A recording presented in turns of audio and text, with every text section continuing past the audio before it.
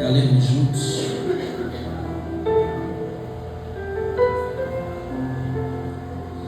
E enquanto eles comiam, tomou Jesus o pão e, tendo pronunciado a bênção, o partiu e, dando aos discípulos, disse: tomai, comei, isto é o meu corpo.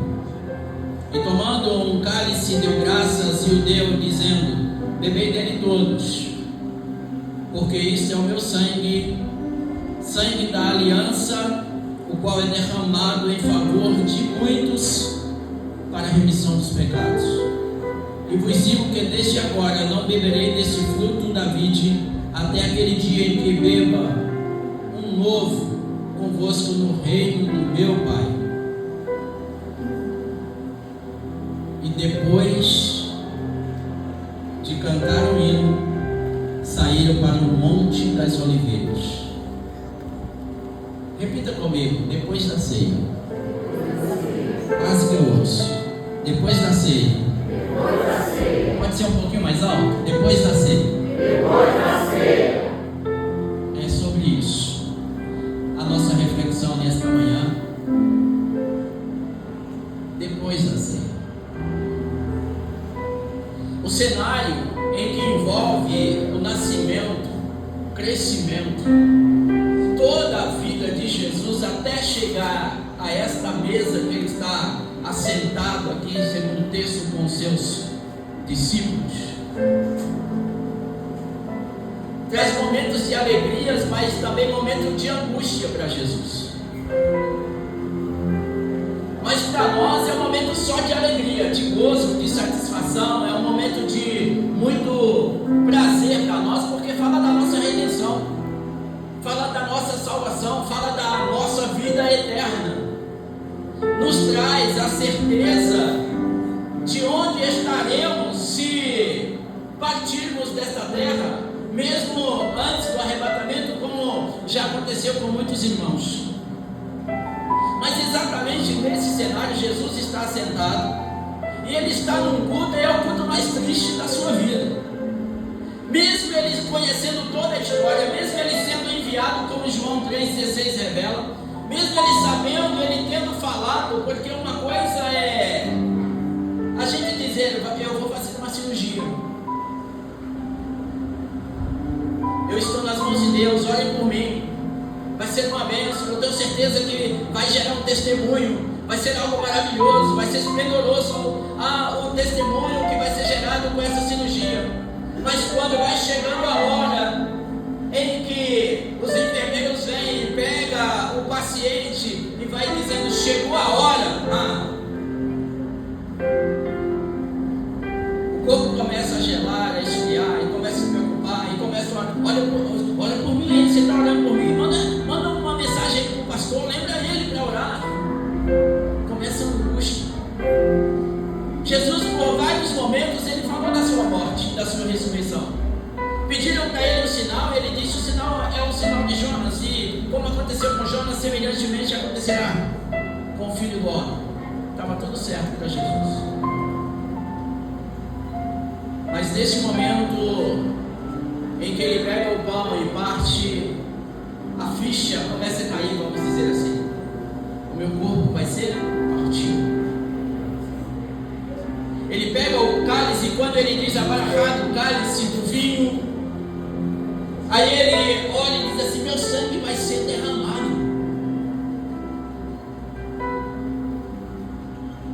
Naquele momento Jesus ele é tomado de uma tristeza tão grande que isso vai gerar uma angústia mais profunda quando ele estiver no Monte das Oliveiras. Mas mesmo assim, nós encerramos o trecho que acabamos de ler no versículo 30, dizendo: e tendo cantado um hino. Primeira lição que nós temos aqui: mesmo quando tudo estiver difícil, cante. Cante, mesmo que seu canto seja um canto de lamento, mas cante. Mesmo que o seu canto seja um canto de socorro, Deus, mas cante. Mas a minha questão aqui não é exatamente falar desse cenário de Jesus na ceia, mas é falar exatamente depois da ceia. o que vai acontecer comigo, o que vai acontecer com você depois dessa ceia hoje. Aleluia. Talvez você pode dizer assim, depois que eu sair daqui eu já vou passar na minha zona eleitoral, já vou deixar os meus votos lá e depois eu vou para casa, tem algumas coisas, ou eu vou ligar para alguém, eu vou visitar alguém, mas não é sobre o que nós vamos fazer exatamente nesse dia, mas é sempre o que nós fazemos todas as vezes depois que tomamos a ceia. Sabe por quê? Porque no versículo 31 a palavra diz para nós: então Jesus lhe disse, todos me abandonareis nesta noite. Depois da ceia, sabe o que ia acontecer? Jesus seria abandonado. Depois dessa ceia, o que vai acontecer?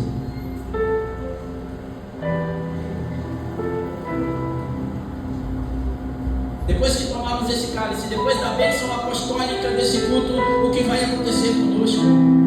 Porque já aconteceu com muitos, como o pastor disse, pessoas que poderiam estar aqui hoje não estão, e pessoas que há muito tempo não estão, já tomaram a sua última ceia, e depois da última ceia, abandonaram o Senhor, deixaram Ele de lado. Depois da última ceia, Judas traiu Jesus, vendeu Ele por 30 moedas de ouro, deu valor ao que era material, deu valor a algo que para ele coloca preço no seu mestre, no seu rabino.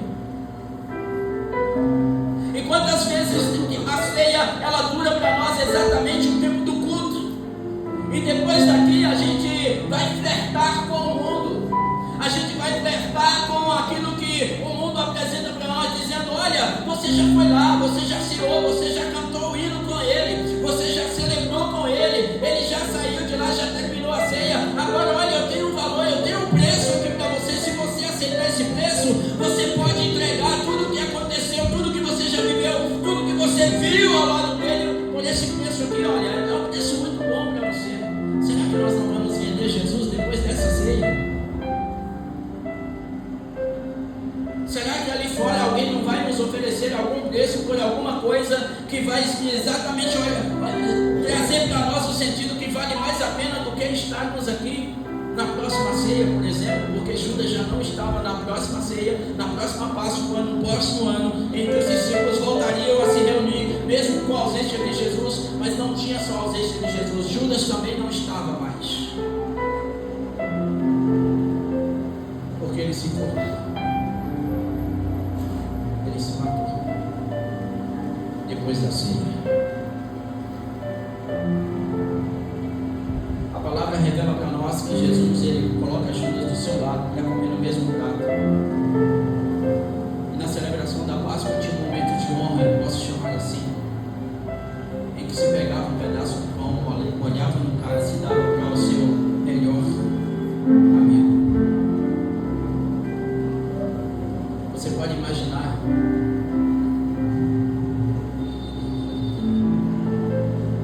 Jesus conhecia bem Judas, mas sabe uma coisa? Eu peço a bênção do pastor para dizer o que eu vou dizer agora, porque a minha intenção não é machucar vocês para depois ele voltar e ter que curar a ferida. Não é sobre isso, é só para você refletir. Você pode imaginar que você não conhece bastante essa pessoa que está sentada do seu lado, por mais que você congrega com ele há muito tempo. Mas você pode imaginar que se ali na frente você descobre que você foi vendido em alguma circunstância, em alguma situação, e a expressão que a gente usa: não pode ser, não pode ser.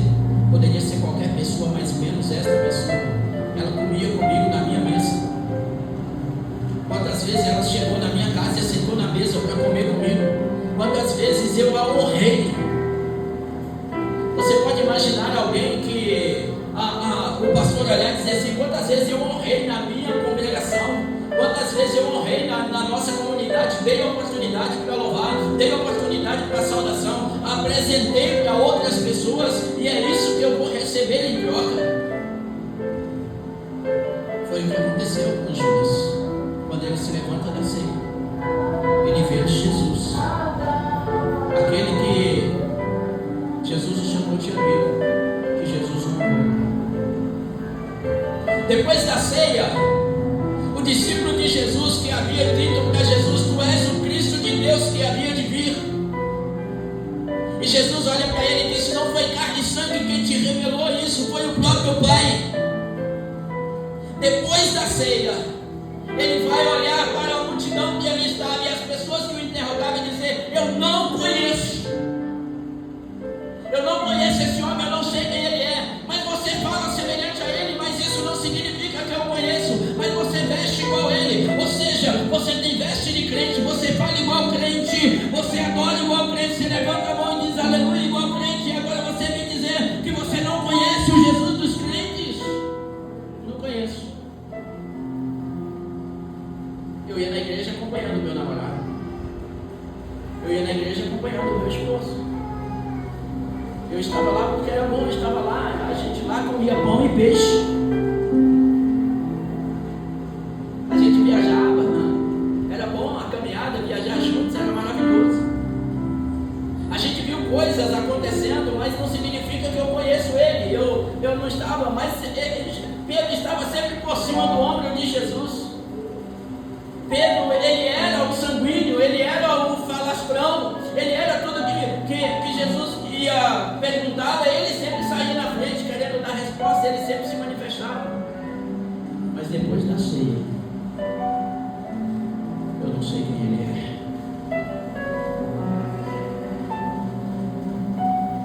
Quando a sogra de Pedro estava doente, Pedro sabia quem ele era. O homem que curou a minha sogra. Quando faltou pão e peixe, Pedro sabia quem ele era. Jesus que multiplicou os pães e os peixes. As pessoas que estavam enfermas, Pedro sabia quem ele era. Ele curou. Será que nós não estamos aqui exatamente por causa que sabemos que Jesus curou? Sabemos que se orarmos aqui, amanhã uma empresa pode ligar para o desempregado e dizer assim: vem fazer uma entrevista. Será que nós não estamos aqui exatamente sabendo do que Ele pode fazer no nosso corpo físico? Gerando testemunho da ressurreição de Lázaro depois de 4 dias, por exemplo. Mas onde mora Lázaro? Perto do pastor Roberto? Onde mora Lázaro? Perto da minha casa? Provavelmente em algum cemitério destruído em Betânia, que talvez só a arqueologia possa descobrir ou já descobriu. Ele morreu de novo. O filho da viúva de Naim também. Só Jesus está vivo. Mas o que nós vamos fazer com ele depois dessa ceia?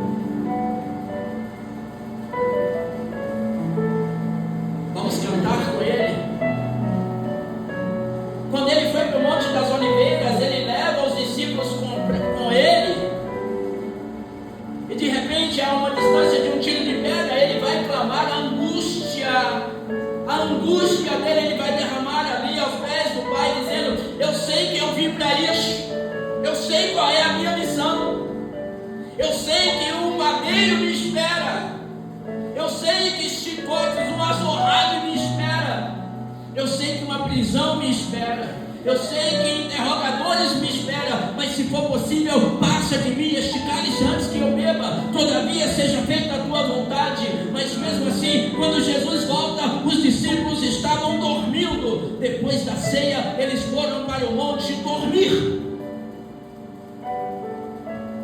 E Jesus disse: vocês não podem velar, ou seja, ficar acordados. Não precisa nem orar, mas se ficar pelo menos acordados. 1 hora. Sabe por quê? Jesus disse 1 hora.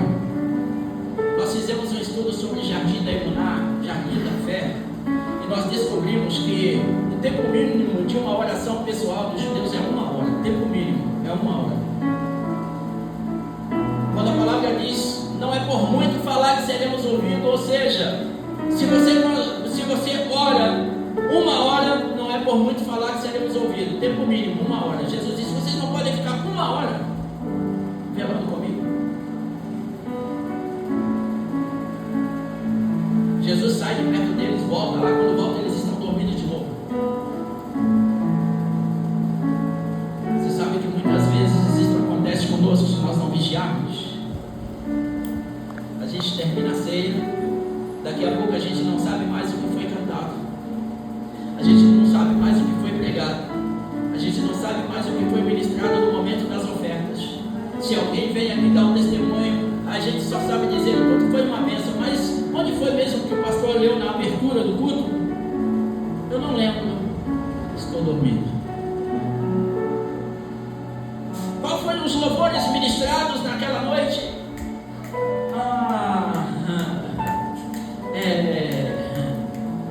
Eu estou dormindo. Eu não lembro. Eu estou dormindo depois da ceia. Eu não sei o que foi feito. Eu só sei que o culto foi uma bênção. Outros, o culto nem é uma bênção. Ele já está tão sonolento que ele abre a boca e diz assim: eu só sei de uma coisa, acabou tarde. Acabou tarde o culto. O pastor falou, o outro falou, deu oportunidade, o louvor veio uma oração e foi. Eu sei que acabou aquele dia, foi um dos dias que acabou muito tarde. Qualquer dia eu vou até falar para o pastor: se continuar assim, eu nem venho mais. Ou seja, versículo 31, vou abandonar. Depois da ceia.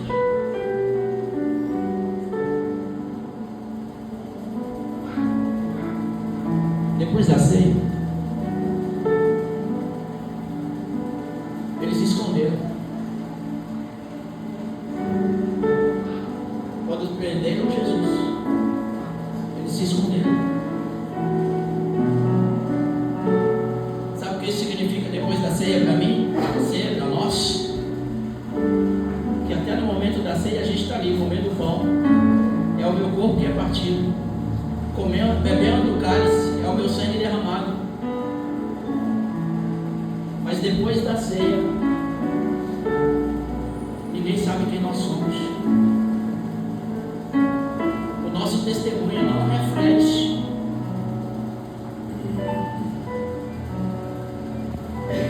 O que nós falamos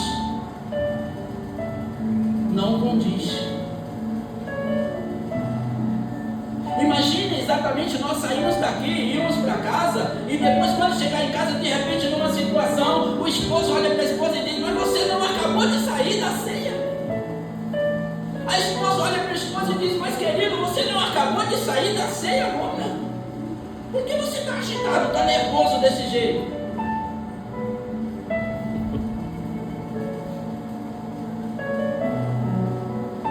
Estou escondido. Eu já não sou mais quem estava lá na ceia. A minha face agora é outra. O meu pensamento, o meu jeito de pensar, de falar agora é outro. Eu estou escondido. Mas depois da ceia, a palavra revela também para nós. Teve um deles que, enquanto Jesus estava preso, ele estava por perto. Enquanto Jesus era levado para lá e para cá, Anás, Caifás, Pilatos, enquanto Jesus estava para lá e para cá, ele estava por perto. Depois da ceia, enquanto Jesus estava carregando madeira, ele estava por perto. E depois que Jesus já está lá no Calvário pendurado, ele também não fugiu. Ele estava lá por perto. E em um momento Jesus olha de cima para baixo e Jesus vê a mãe dele, que também estava perto. E ele olha para o seu discípulo chamado João e diz assim: filho, eis aí a tua mãe, eis aí o teu filho. Lá no Calvário Jesus disse: João não fugiu, João não se escondeu, João não vendeu, João não negou, João não abandonou. João estava presente porque ele sabia o valor do sacrifício de Jesus depois da ceia. Onde nós estaremos depois dessa ceia? Continuaremos na presença dele? continuaremos acompanhando Ele, mesmo quando as coisas estiverem difíceis. Porque não adianta depois da ceia nós ficarmos sabendo que Ele morreu, ressuscitou e ir lá correndo para o sepulcro para ver se é verdade. Quantas pessoas nós conhecemos aqui no Brasil que ainda tem essa mentalidade? Não vejo o dia de irmos em Israel. Por quê? Porque eu quero ver o sepulcro. Está com dúvida? Que Ele ressuscitou. Não estou dizendo que você não queira, não possa ir, é proibido, não deve ir. Eu só estou trazendo uma conjectura.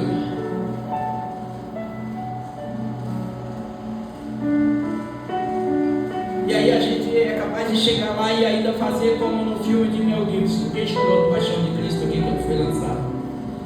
Meu Deus, como eu chorei. Mas aquelas lágrimas não era para o filme, era para nós olharmos para essa mesa aqui e lembrar disso e chorar. Lembrar disso e isso foi por mim. Mas quantas vezes a gente vê exatamente porque a plataforma é mais alta do que a plateia? E aí o pastor Roberto está daqui, aí ele vai dizer assim: não vejo o pastor Roberto na ceia. E já é o terceiro mês, tem que conversar com ele. Ah, eu não vejo, cadê o Ezequiel? Não vejo ele. Cadê o Enoque? Segunda ceia já eu não vejo. E às vezes a gente tem essa preocupação: eu preciso ir para que o pastor não me pergunte. Eu nem iria hoje.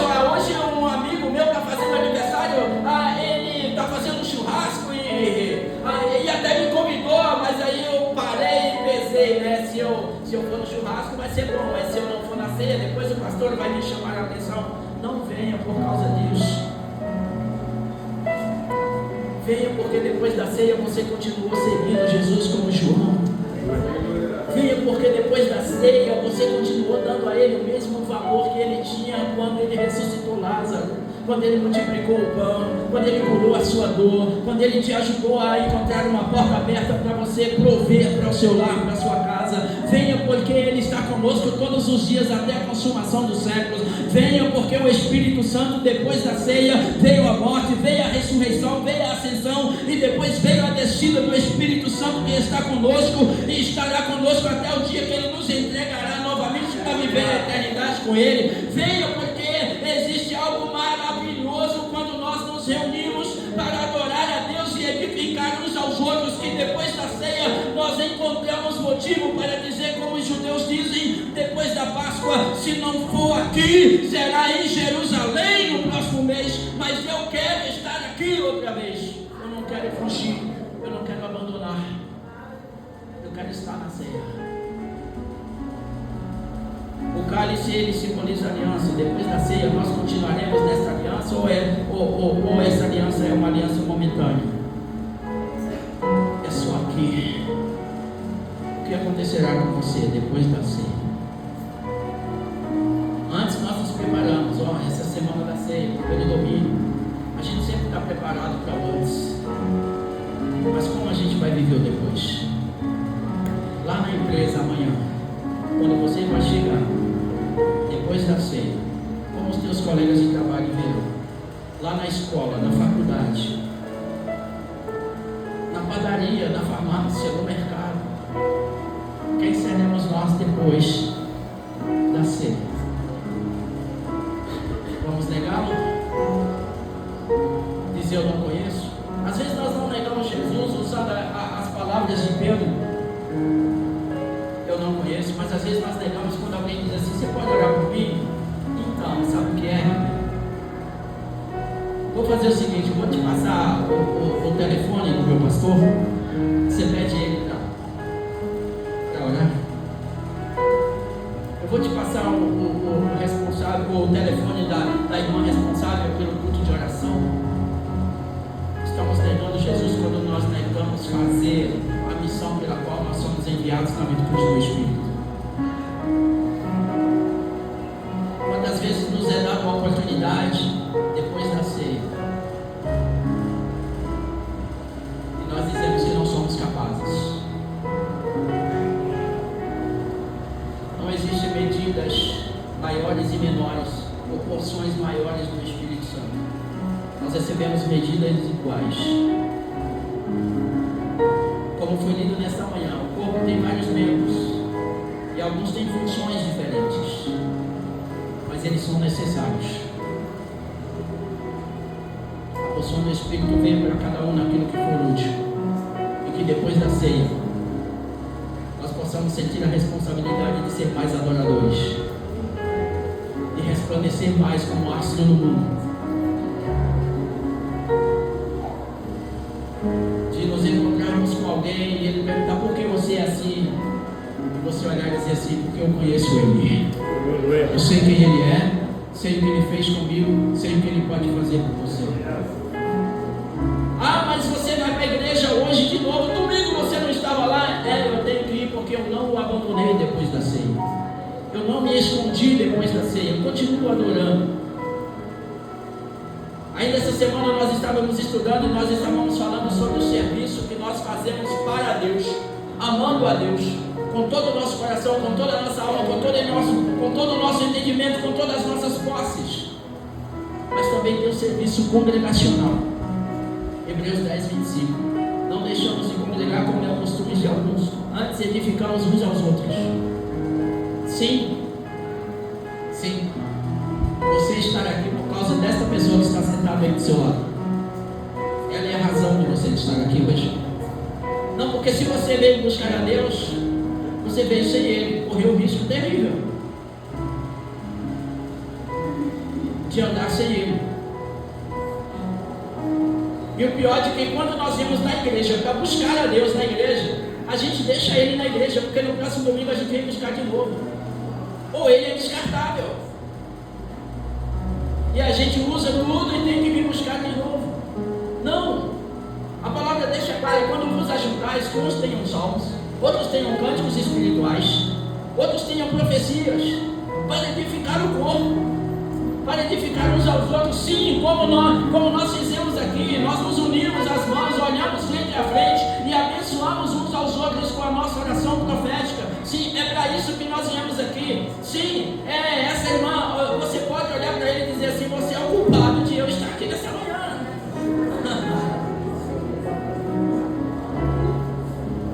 Porque é olhando nos olhos que nós sabemos se um está bem, se não está. Sem falar exatamente que esse culto é o melhor momento para você estar presente nele. Se você não tem nada em casa para comer, vamos exercer a oração do pão nosso. Quando terminar o culto, você já olha para o irmão e diz assim: irmão, lembra da oração do pão nosso? Então, ela hoje vai ser na sua casa. Tá, que o pão que está lá é nosso. Lá você trabalhou o mês inteiro, foi no mercado, você fez a compra e você comprou o pão nosso de cada dia. É nosso, porque isso é comunhão. E é isso que a mesa da ceia reflete para nós. E depois da ceia, nós não podemos abrir mão. Nós não podemos ter isso apenas como um ritual do pão e do cálice, e aí a gente vive todas as outras coisas depois. A minha oração é que você saia daqui nesta manhã desejando que o mês passe rápido, para que você possa estar aqui no primeiro domingo do próximo mês outra vez, dizendo: Deus, é bom estar com todos, é bom estar edificando uns aos outros, é bom orar juntos, é bom poder contribuir com a fé do meu irmão, com a vida espiritual dele. É bom louvar ao Senhor juntamente com o meu irmão. Senhor, depois da ceia, eu não vou te abandonar e nem vou abandonar o meu irmão, porque quando eu me escondo de Jesus e me escondo de você, para que se acharem você não me achem, se encontrar você não me encontra. Então eu não vou esconder no mesmo lugar que você vai esconder, eu vou esconder longe de você. E ainda digo para você, se achar você, não fala onde eu estou, eu não quero saber. É exatamente aquele tipo de crente que ele corre e esconde e fica escondido, e quando ele vê alguma coisa acontecendo na igreja, ele fala assim: ainda bem que eu não sou de lá. Faz parte do corpo, querido, onde nós estivermos. Onde nós estivermos. Quando esse culto acabar, como será a nossa vida de adorador? O que acontecerá conosco depois desta ceia? Lendo os próximos versículos, nós vamos encontrar essas coisas angustiantes. E nada mais triste do que Jesus mesmo dizer: vocês vão me abandonar. Naquele dia ele disse: esta noite. Imagina ele olhando para nós hoje e dizendo assim: vocês vão me abandonar. Esta manhã, depois dessa ceia, vocês vão me abandonar.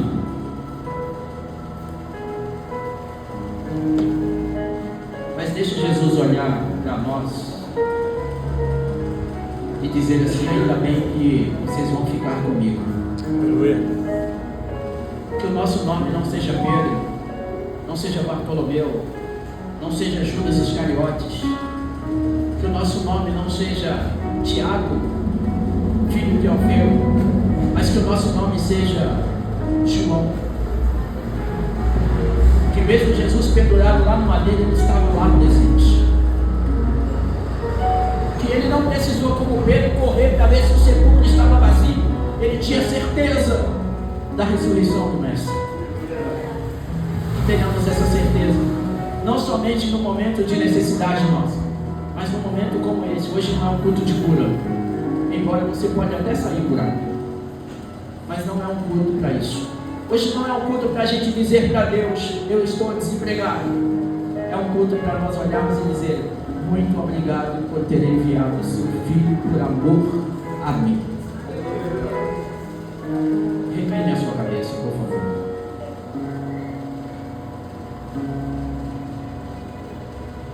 Ei Deus, o salmista, certa vez, cantando uma oração, ele disse: tu me sondas e me conheces. Conhece os meus pensamentos, o meu deitar, o meu levantar. Antes mesmo que houvesse em mim palavras, tu me conheces muito bem. E eu oro estas palavras nesta manhã porque o Senhor nos conhece muito bem. E que a tua palavra ela não volta vazia sem cumprir o objetivo para o qual foi enviada. Talvez nenhum momento deste culto ou antes dele nós refletimos sobre o que pode acontecer conosco, o que vamos fazer, e não está relacionado às nossas obrigações desse dia, mas está relacionado à nossa adoração, ao nosso serviço ao Senhor, ao nosso serviço congregacional. Está relacionado à nossa fé, à nossa vida espiritual, o que nós vamos fazer. Que não sejamos o Pedro que nega, que não sejamos o Judas que trai, que não sejamos os demais que te abandonam, que não sejamos como o Pedro que diz não te conhecer mais. Há poucos dias havia revelado quem o Senhor era e agora já não te conhecia mais, com medo da circunstância. Embora o Senhor disse: vocês não vão beber o cálice que eu bebo, vocês não podem beber. Que possamos te adorar, que possamos cantar hinos, que possamos invocar teu nome, que possamos brilhar como astro no mundo, que possamos revelar ao mundo que nós não te abandonamos, nós não escondemos, nós não esquecemos do Senhor. Nós sabemos quem o Senhor é, mesmo depois desta ceia, e das outras, e das outras, e das outras que virão, enquanto o Senhor nos permitir viver. E se alguém, Senhor, que está fraco, desanimado, talvez venha aqui hoje de carona, vamos dizer assim, Senhor, seja a força dele, seja o ânimo, Senhor, seja a injeção de ânimo que fortalece teu filho e a tua filha, e que ele possa dizer: Senhor, depois dessa ceia eu quero continuar firme, eu quero continuar inabalável como os montes de Sião, que não se abala, eu quero continuar te adorando, eu quero continuar servindo, que nada possa nos separar do amor de Deus que está em Cristo Jesus, o nosso Senhor.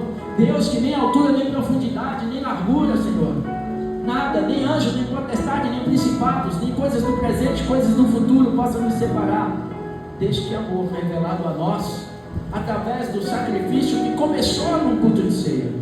quando o Senhor disse: é o meu corpo partido, é o meu sangue derramado. E que possamos, Senhor, compartilhar isso com tantas outras pessoas, tendo a convicção que depois dessa ceia nós continuaremos de braços dados contigo e em comunhão uns com os outros.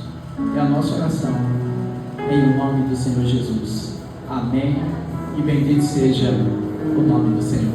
Que Deus os abençoe e que esta reflexão fique na sua mente te perguntando: quem será você?